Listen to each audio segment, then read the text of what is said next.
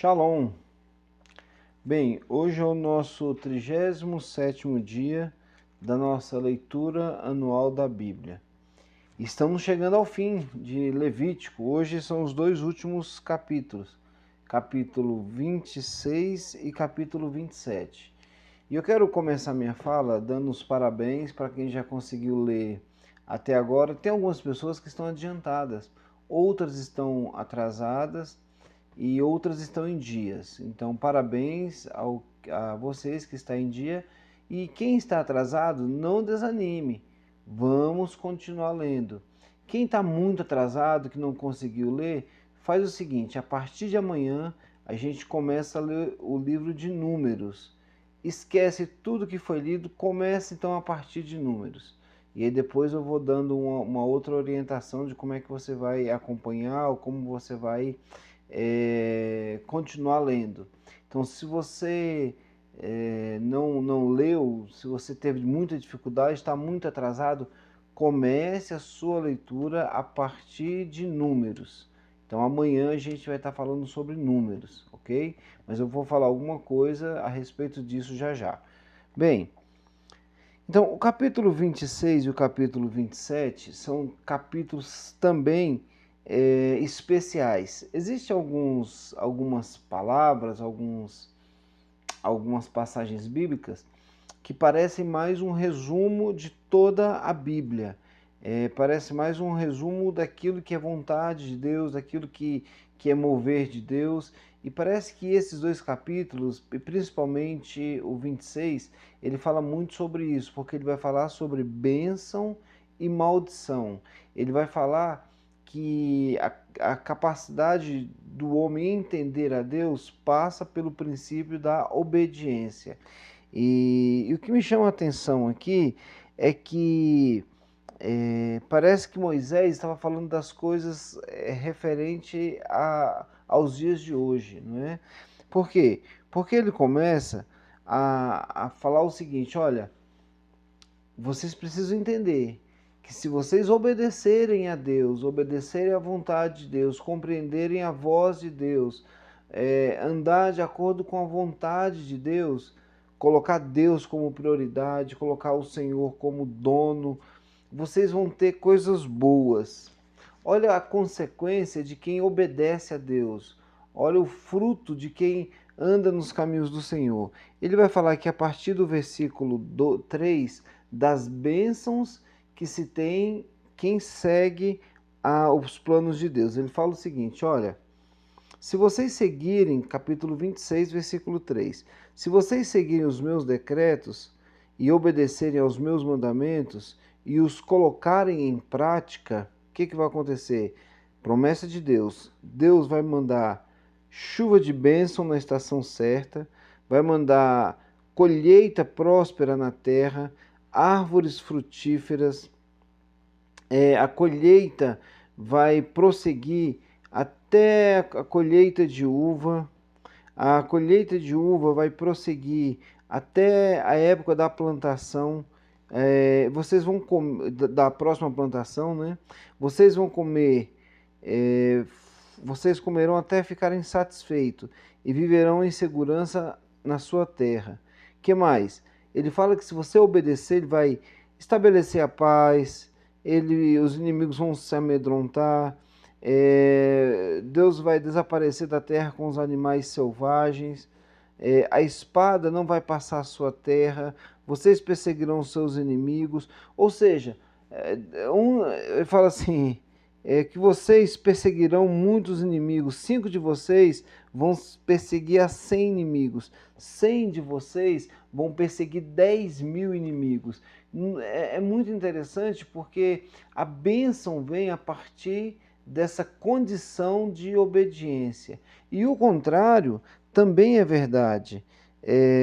Fala que a desobediência, aliás, ela tem muito mais castigo do que a obediência tem bênção. Porque na desobediência, o Senhor vai falar o seguinte: olha, vai acontecer com vocês desastres, vai acontecer com vocês doenças, febres altíssimas, castigos, os inimigos vão comer os frutos de vocês. Olha, e se vocês me desobedecerem, vai aumentar ainda mais essas maldições. Vai chegar um tempo que vocês vão ter tanta fome que vocês vão querer comer o filho, e aliás, vão comer o filho de vocês. E fala, mesmo assim, se vocês não me obedecerem, eu vou mandar o castigo 7 vezes mais. Gente, é muita maldição pela desobediência de Deus, né? E tudo isso que foi lançado como maldição aconteceu na história de Israel.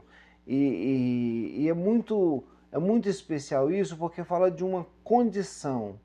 Apesar do amor de Deus e do plano de Deus em algumas coisas serem incondicionais, tem coisa que ela é condicionada. Por exemplo, ele fala que o incondicional é quando, por exemplo, ele cita a aliança que ele fez com Abraão, com Isaac, com Jacó, e aí ele cita a seguinte promessa: eu falei para vocês que jamais os abandonaria.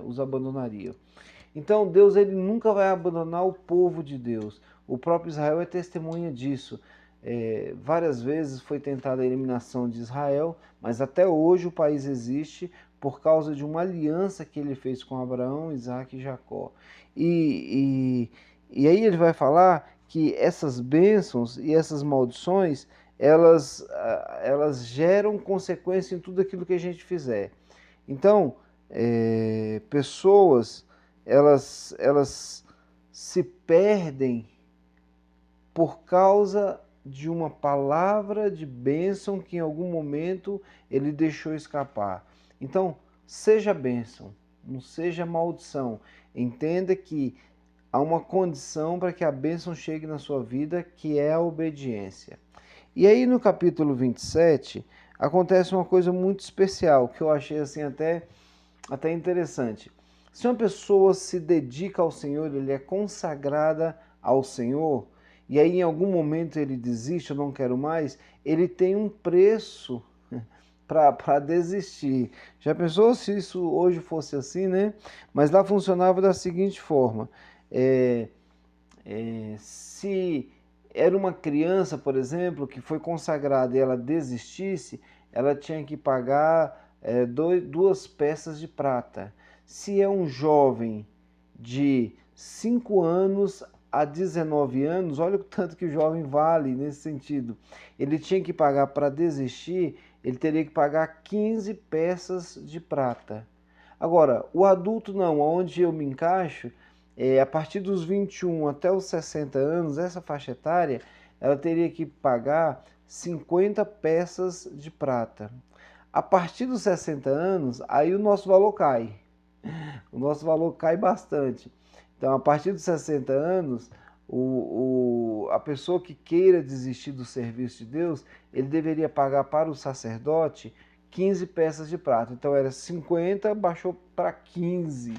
É interessante porque vai falar que você não pode desistir, né? Mas se você quiser desistir, você tem que recompensar a casa de Deus, dando essas ofertas, e seria revestido para o templo, né? Para o templo não, para o tabernáculo, que o templo ainda não existia nesse período aqui. E aí mais, ele vai falar a respeito do dízimo. Ele vai falar assim, olha, se você tem 10 ovelhas, uma já é do Senhor. Você não pode consagrar essa ovelha, que ela não é sua, ela é do Senhor. Seria mais ou menos aquela pessoa que recebe o dízimo, ou a pessoa que recebe uma oferta de algum lugar e fala assim, esse aqui já é fruto do dízimo, então eu não vou precisar dizimar. Fala, não, aquele dali já é consagrado ao Senhor. Agora você tem que consagrar a sua parte para o Senhor, né? Seria o caso da pessoa ter receber uma bênção e falar assim, não, essa bênção aqui que já é consagrada ao Senhor, eu vou ofertar ela novamente. Não. Se ela é do Senhor, já é do Senhor. Que o seu sacrifício tem que ser pessoal seu, né? É interessante que ele vai falar sobre essa questão do dízimo como um princípio, né, estabelecido aqui na lei. E aí ele termina todo o livro de Levítico informando que o dono no caso da oferta, porque tinha a questão do preço, né? Que a pessoa ela ofertava, ela dava um boi, só que se ela quisesse pegar aquele boi novamente, ela tinha que pagar o valor do boi e mais 20%, né? Que é um quinto. Então, ou seja, Deus faria isso para a pessoa exatamente não querer de volta, né? Então são esses os mandamentos que o Senhor ordenou a Moisés no Monte Sinai para os israelitas. Então é isso. Terminamos o livro de Levítico e a partir de amanhã vamos começar a ler o livro de Números. E eu queria deixar uma pergunta para vocês. Deus, ele gosta de matemática?